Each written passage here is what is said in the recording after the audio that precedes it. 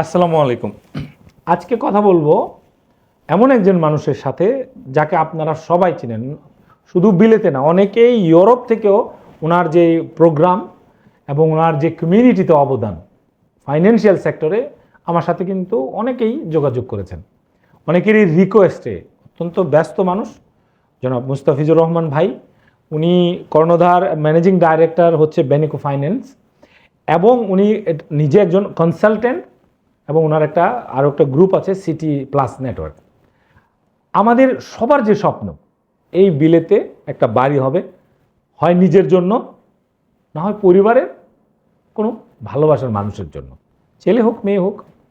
তো আজকে আমরা জানার চেষ্টা করব আমরা কিভাবে সহজভাবে ইউকেতে এবং নিয়ম মেনে বাড়ি ক্রয় করতে পারি, এবং আমরা বাড়ি ক্রয় করার জন্য যে ফাইন্যান্সিয়াল হেল্পটা কিভাবে আমাদের এই ভাইয়ের কাছ থেকে এবং ওনার কাছ থেকে আমরা কিভাবে পেতে পারি। ভাই, অসংখ্য ধন্যবাদ আমাদের আজকের এই এপিসোডে আসার জন্য। ধন্যবাদ সাদেকুল ভাই আমাকে ইনভাইট করার জন্য। আপনাদের এই যে সিডিসি গ্রুপে যে বিভিন্ন রকম অ্যাক্টিভিটিস চলতেছে, আলহামদুলিল্লাহ আমরা গর্ববোধ করি যে আমাদের কমিউনিটিতে সিডিসির এত বড় একটা অবদান আছে। প্রপার্টি কনস্ট্রাকশন থেকে শুরু করে এইটা রিলেটেড সমস্ত আপনার সেক্টর আপনাদের আলহামদুলিল্লাহ অ্যাক্টিভিটিস আছে। এবং আমরা আসলে সত্য কথা কি বিদেশে মানে নিজের ভাষায় কথা বলতে পারতেছি, নিজের ভাষায় প্রপার্টি রিলেটেড সমস্ত কিছু আপনাদের সাথে শেয়ার করতে পারতেছি, ডেভেলপমেন্ট থেকে শুরু করে কনস্ট্রাকশন, ডিজাইন, এভরিথিং। এইটা ভাই আমি মনে করি যে আসলে আমাদের সবারই আসলে এটা নিয়ে প্রাউড করা উচিত। এবং we are very much happy that আপনাদের মধ্যে এই প্রতিষ্ঠান আমাকে ইনভাইট করেছেন কিছু কথা বলার জন্য। এবং যদি এটা আমাদের দর্শকদের কোনো উপকার আসে তাহলে ডেফিনেটলি উইল কন্টিনিউ ইনশাআল্লাহ। যেটা আপনি বলছিলেন, এই জন্যই হয়তো আল্লাহ আপনাকে এত মর্যাদার জায়গায় দিয়েছে যে আপনি আমাদেরকে অনেক প্রশংসা করছেন। ভাই কিন্তু আমাদের কমিউনিটিতে one of the best person to get A financial advice and get a service. তো আমরা যে জিনিসটা বলছিলাম যে ভাইয়া, একটা মানুষের বাড়ি ক্রয় করার ক্ষেত্রে যে ফাইন্যান্সের যে গুরুত্বটা এবং এর যে কিভাবে আসলে লাইফটাকে গোছালে যে ইয়াং জেনারেশন বাড়ি ক্রয়ের ক্ষেত্রে তাদের সুবিধা হবে। ধন্যবাদ সাদিক ভাই। আপনার এই দেশে বাড়ি কেনাটা কিন্তু খুব একটা ডিফিকাল্ট কিছু না। আমি মনে করি যে প্রিপারেশনটাই হলো মেন জিনিস। আপনার অবশ্যই এখানে আমরা যেসব জায়গাতে থাকি, আমাদের কমিউনিটি দেখি, লন্ডন আমাদের বাংলাদেশের বড় কমিউনিটি আছে, ম্যানচেস্টার, বার্মিংহাম, অনেক জায়গাতে আছে। তো প্রপার্টির দাম এখানে আছে। আপনার ক্যাশ টাকাতে প্রপার্টি কেনা সম্ভব না, এটা তো কোয়াইট ইম্পসিবল। দেখা যেতেছে আপনার বেশিরভাগ মানুষ কিন্তু যেটা করতেছে আপনার ব্যাংক থেকে ফাইন্যান্স নিয়ে মর্গেজ নিয়ে আপনার প্রপার্টি কিনতেছে। তো এটার জন্য একটু প্রিপারেশন দরকার।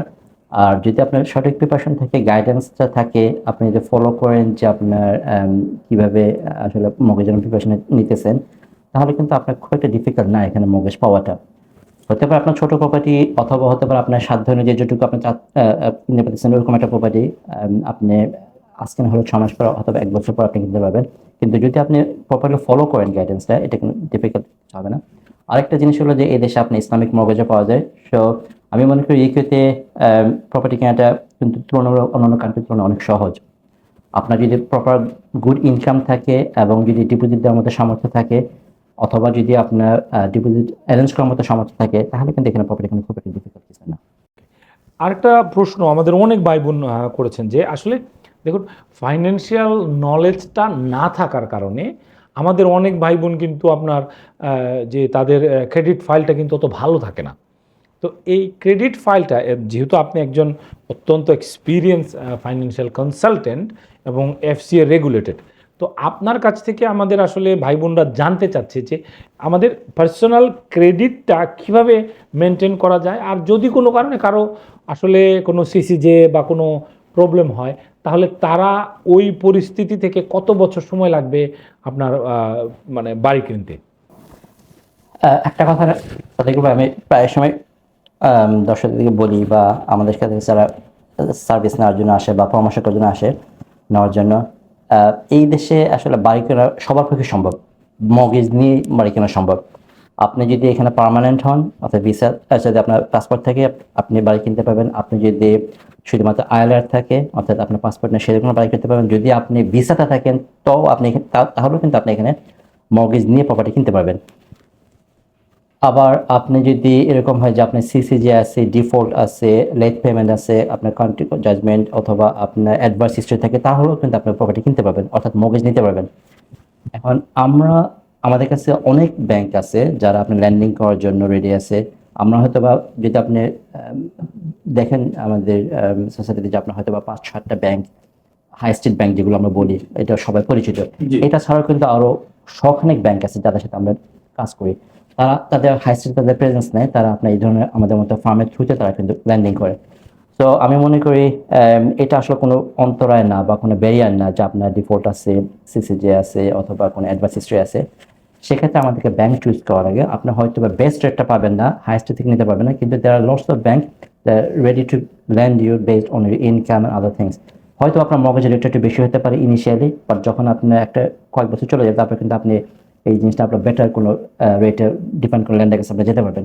সো এটা কখনই মনে করবেন না যে ডিফল্ট থাকলে মর্গেজ হবে না বা আমাকে ওয়েট করতে হবে অথবা আমি এখন মর্গেজ পাবো না।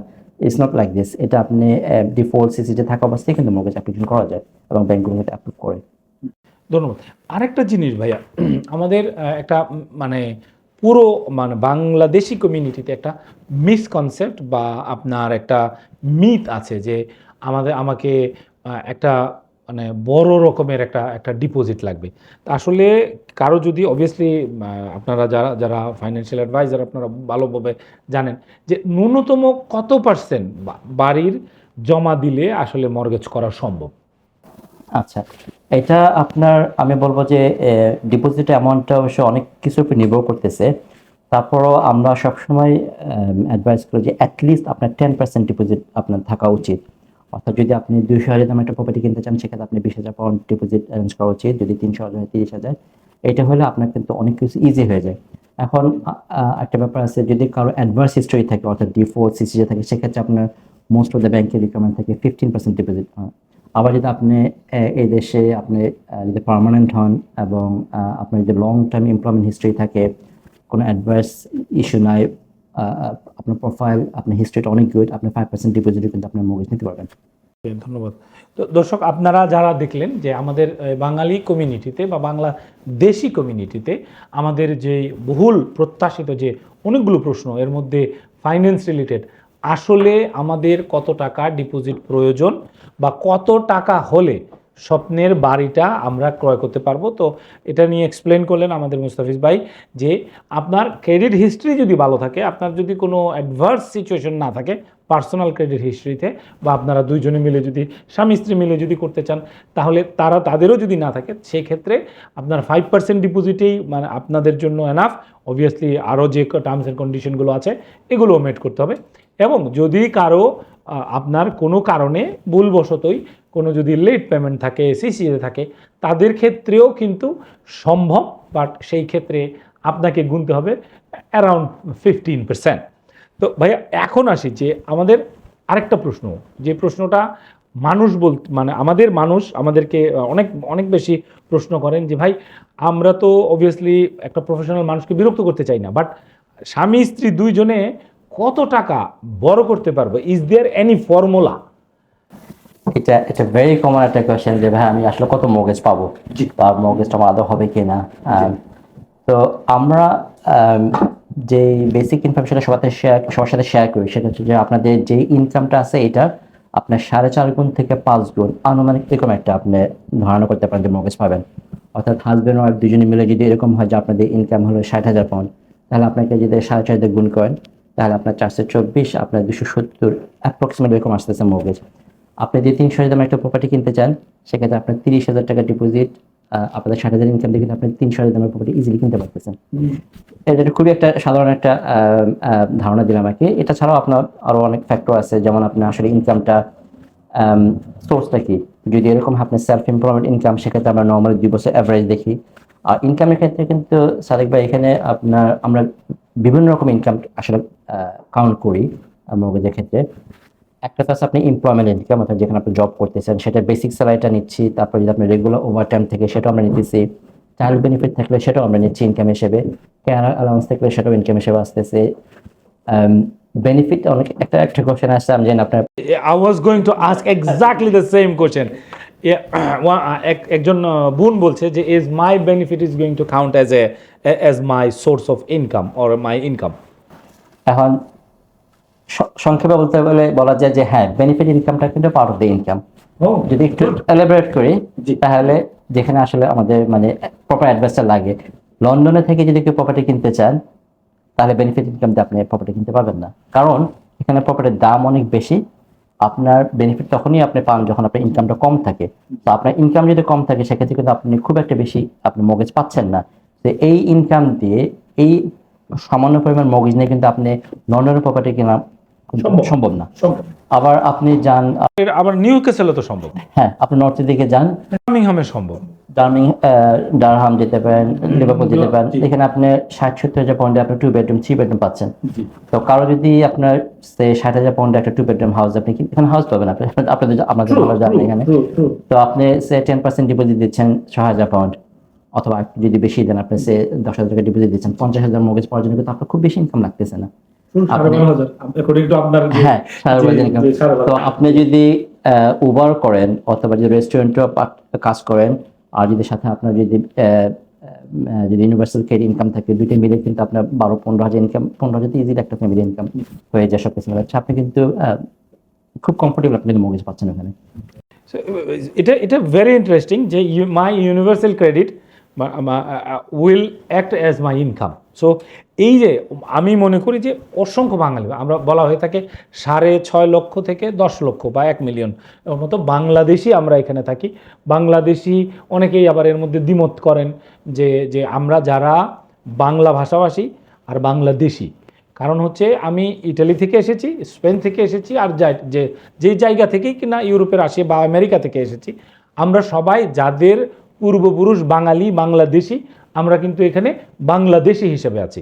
অনেকেই আবার আমাকে প্রশ্ন করেন, ইউরোপিয়ান যারা যে সমস্ত ভাই বোন আছেন, আমরা কিন্তু ব্রিটিশ বাংলাদেশি বলি, তো ব্রিটিশ ইউরোপিয়ান কেন বলি না, এটাও বলতে পারি।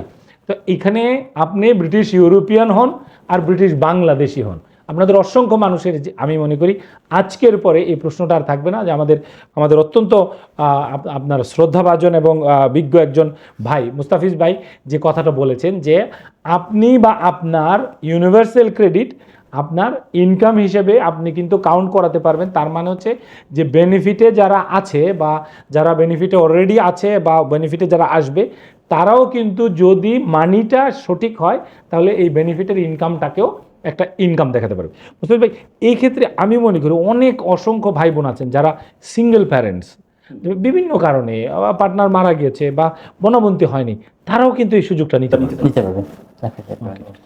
আরও একটা মানে ইন্টারেস্টিং প্রশ্ন যেটা হচ্ছে আমাদের ইয়াংস্টাররা যে জিনিসটা জানতে চায় যে সরকারি একটা প্রভিশন ছিল বা সরকারের হয়তো কোনো একটা পলিসি ছিল যে বাবা মা গিফট করতে পারে, যে ধরুন আমার মেয়ে, হ্যাঁ, যদি সে একটা বাড়ি ক্রয় করতে চায় সেক্ষেত্রে আমি তাকে 5-10 হাজার পাউন্ড দিতে পারবো।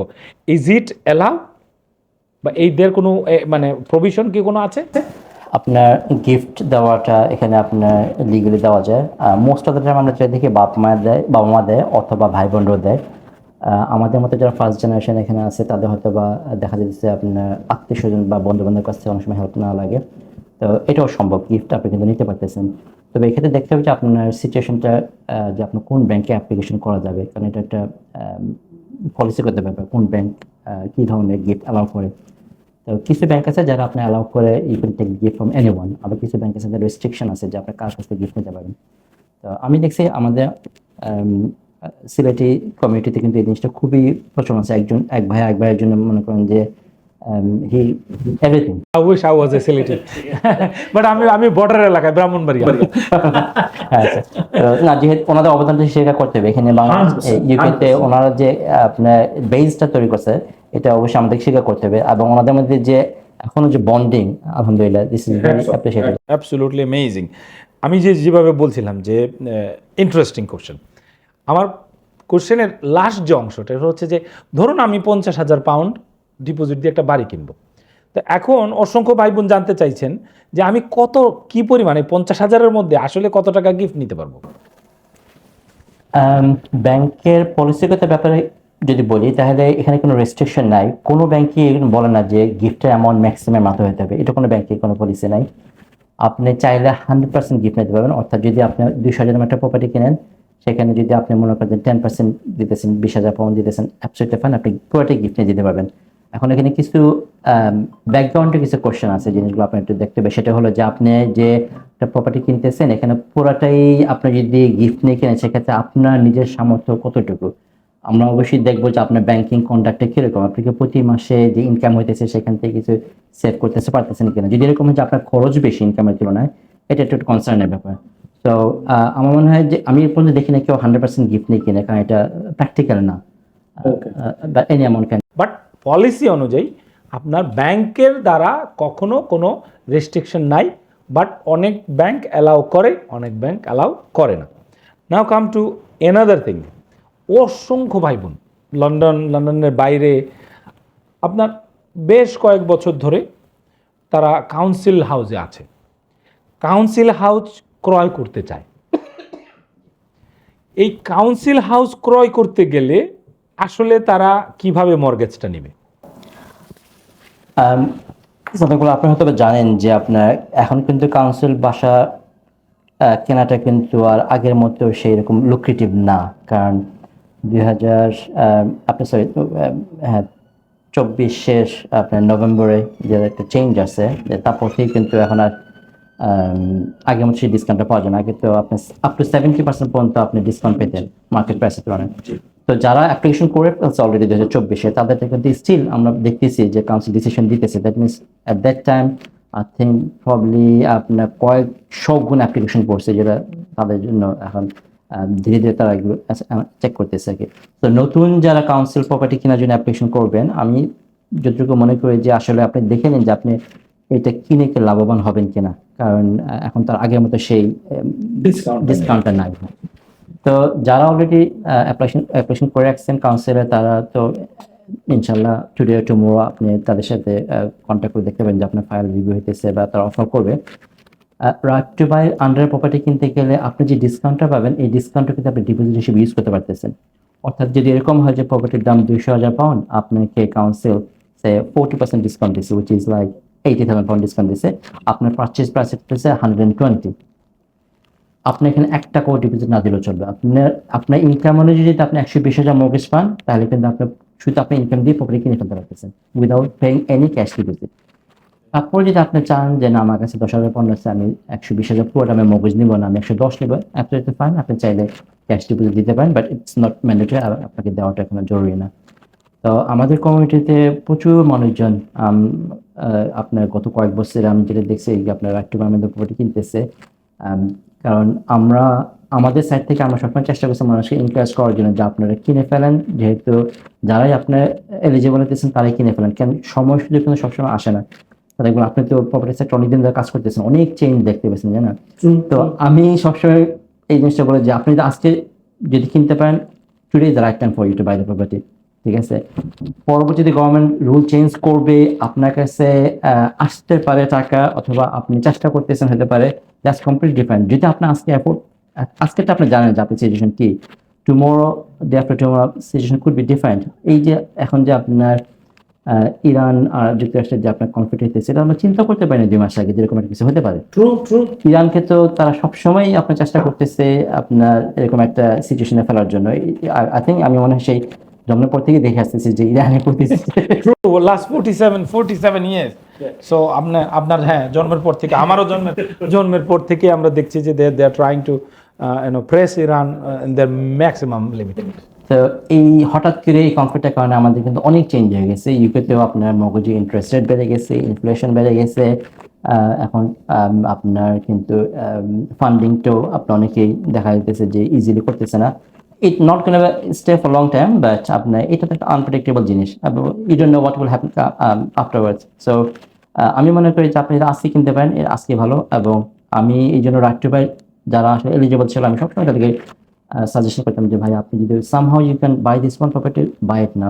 আনফর্চুনেটলি যারা প্রিপারেশন নেন নাই তখন পর্যন্ত এই সুযোগটা এখন নাই। তো এখনো অসংখ্য ভাই বোন আছেন, ইভেন আমাদের যে heart of Bangladeshi community Tower Hamlets বড়তে এখনো কিন্তু অনেকেই আছেন, তাদেরকে কিন্তু এখনো তাদের অফারটা ভ্যালিড আছে। যে তারা তারা এই এই অপশনে, হ্যাঁ আপনার অ্যাপ্লিকেশন আগে করা ছিল, এখন পর্যন্ত কাউন্সিল যেহেতু পলিসিতে ছিল এখন পর্যন্ত তাদেরকে কিন্তু সেই সুযোগটা দিচ্ছে। তো তাদের সবার জন্য, not only tower Hamlet but এই দেশের সবার জন্য এটা একটা সুখবর, যদি তারা এলিজিবল থেকে থাকে বা স্টিল ভ্যালিড অফার থাকে বা there is a way of arranging a finance. আমাদের মুস্তাফিজ ভাই যে কথাটা বললো যে আপনারা স্ট্রাগল করবেন না, কারণ এই যে huge discount up to some property up to maximum লিমিটে হচ্ছে 100,000 পাউন্ড পর্যন্ত, যেই এক্সিস্টিংটা ছিল, এবং অনেক জায়গায় 40% আছে, অনেক জায়গায় পার্সোনাল সার্কামস্টেন্সের উপরে। এখনও যদি আপনারা কেউ এটা এলিজিবল হন, অবশ্যই ভাইয়ের কথা ভাষ্য অনুযায়ী যে এটা সুযোগটা আছে। আমরা মুভ করব আরেকটা জিনিস, যেই জিনিসটা হচ্ছে যে কমিউনিটি। আমি যে জিনিসটা বলছিলাম যে আইদার ইউরোপিয়ান ব্রিটিশ আর ব্রিটিশ বাংলাদেশি, দুইটা মিলেই আমাদের কমিউনিটিটা এত বড়, এত সুন্দর। এখন কথা হচ্ছে যে আমরা এখন দেখতে পাচ্ছি যে আমাদের যে ডেভেলপমেন্ট করা হচ্ছে, বা আমরা 10 জন বন্ধু মিলে, 5 জন বন্ধু মিলে আমরা এখন ডেভেলপ করার চেষ্টা করছি। কারণ যেহেতু হাউজিং ইজ এ ক্রাইসিস, আমি সবসময় বলি ক্রাইসিস ক্রিয়েট অপরচুনিটি। তো আমাদের মতো মানুষ যারা বিল্ডিং বানাবে তাদের জন্য অপরচুনিটি, যারা বিল্ডিং ক্রয় করবে তাদের জন্য অপরচুনিটি, কারণ যেহেতু চাহিদা এবং ডিমান্ডের মধ্যে একটা বিরাট গ্যাপ আছে। এখন আমরা বিল্ডিং বানাইতে পারবো কারণ আমরা যারা এই ট্রেডের আছি, ফাইন্যান্স ছাড়া পারবো না।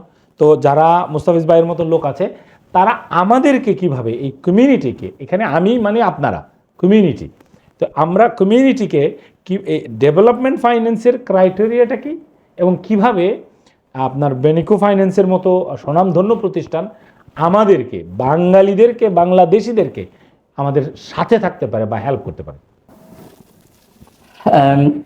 সাদেক ভাই, এটা একটা আপনার খুবই, আমি বলবো যে প্রয়োজনীয় একটা জিনিস নিয়ে আপনি টাচ করছেন, যে আসলে আমাদের যে হাউজিং ক্রাইসিস আছে যদি দিন দিন বাড়তেছে।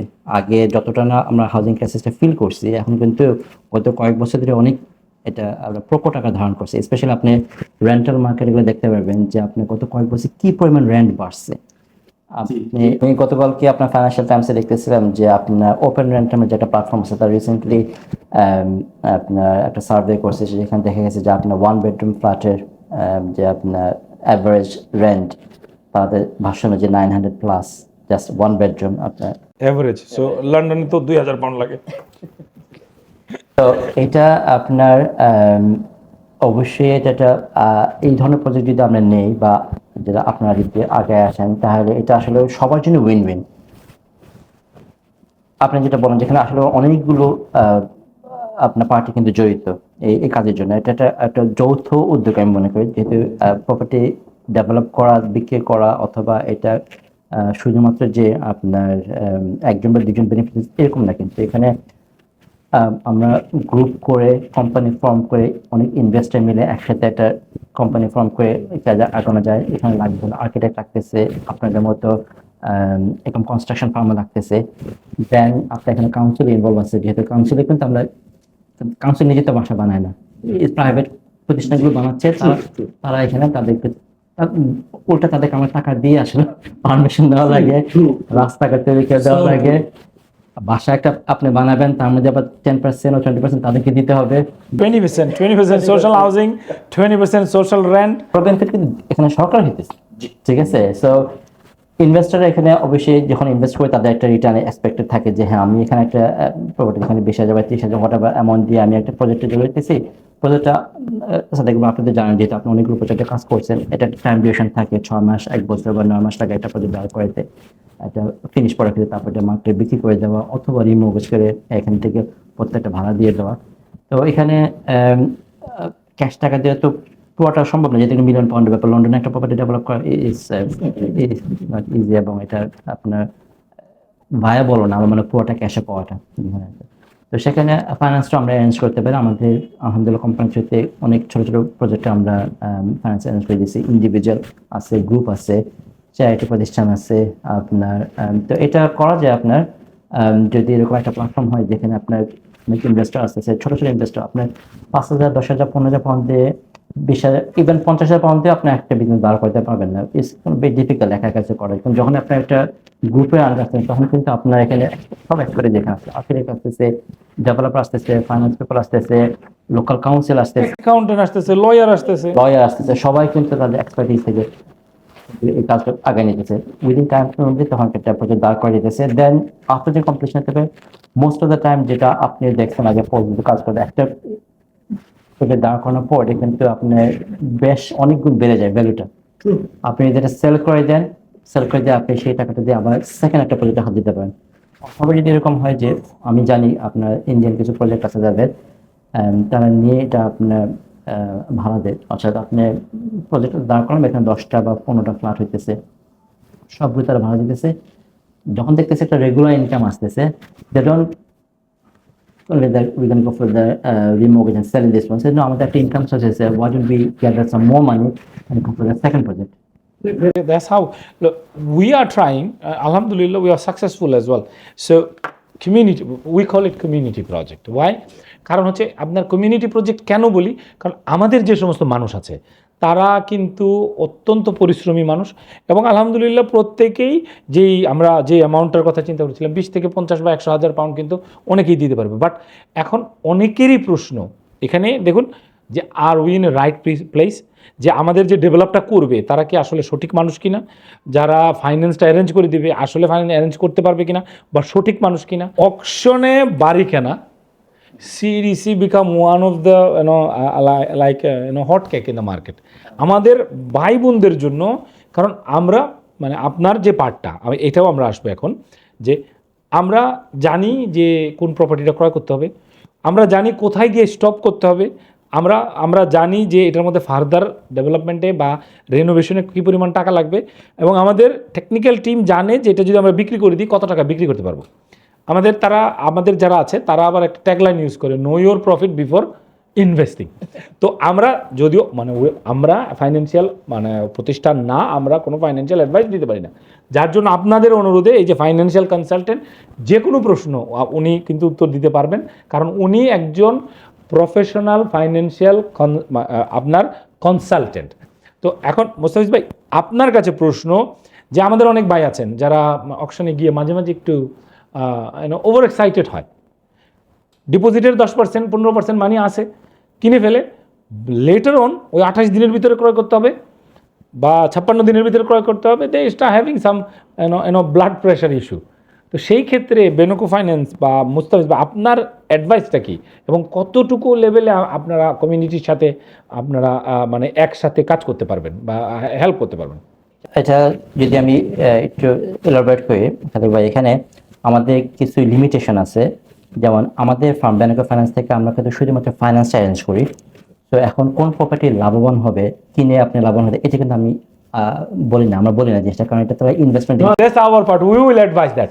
যে ধরুন স্ট্রেট ফরওয়ার্ড আসি, যে আপনি অবভিয়াসলি আই নো দর্শকরাও জানে যে ফাইন্যান্সিয়াল কন্ডাক্ট অথরিটির অনেকগুলো আপনার নিয়ম নীতি আছে, আর এই মুস্তাফিজ ভাই ফাইন্যান্সিয়াল কন্ডাক্ট অথরিটির 100% নিয়ম মেনে চলে বলেই আমরা কিন্তু একসাথে কাজ করি, আমরা একসাথে আছি, এবং আজকেও ইন্টারভিউটা উনি দিতে রাজি হয়েছেন, কারণ উনিও জানেন যে আমরা ইউকের যত পলিসি আছে, যত আইন আছে, সবগুলোকে সব সময় রেসপেক্ট করি। By come to the point, hundreds of thousands of people from whole UK, they find it interesting. So if we say 200,000 pound auction, if they win the bid, and now they need 150,000 pound. অকশনের ক্ষেত্রে আমি সবসময় first time বায়ারদের discourage করি। এটা কারণটা আপনিও জানেন যে এখানে অনেক লুপস আছে এবং অনেক আপনার জিনিস আছে যে জিনিসগুলো ফার্স্ট টাইম বায়ারদের পক্ষে জানা সম্ভব না। তো এইটা কিন্তু একটা কুইক মানি গেইন করার একটা স্কিম অকশনের প্রপার্টি কেনাটা। এই যে আপনার অনেক প্রপার্টি অকশন দেখা যায় আপনি 200,000 250,000 300,000 একটা প্রপার্টি কিনতে পারতেছেন।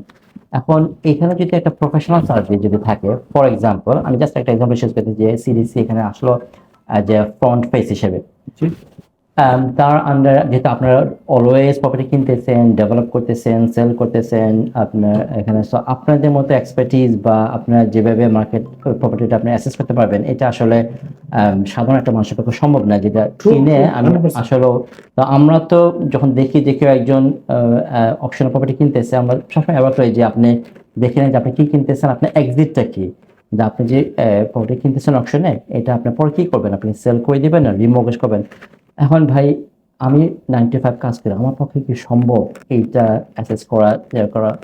আমার কাছে হয়তো বা 10,000 সেভিংস আছে, 15,000 সেভিংস, অথবা আমাদের অনেকের মা বোনরা হয়তো বা বাসা থেকে কাজ করেন বা পার্ট টাইমে কাজ করেন, তারা কিছু টাকা জমাইতে চান। এখন তাদের পক্ষে সম্ভব না এই জিনিসটা এতটুকু অ্যানালাইসিস করাটা। তো এরকম যদি হয় যে হ্যাঁ সিডিসি যদি এরকম একটা স্টেপ নেয়, যেখানে আমরা হয়তো 5 জন বা 10 জন আসলাম যে ভাই আমরা এটি অপশন কিনতে যেতেছি, এখানে পুরো টাকা তাদের দেওয়া লাগতেছে না, তাদের কিন্তু 25 থেকে 30% ডিপোজিট টাকা হলেই কিন্তু বাকিটা ব্যাংক থেকে ফাইন্যান্স নিয়ে আপনি কিনতে পারতেছেন।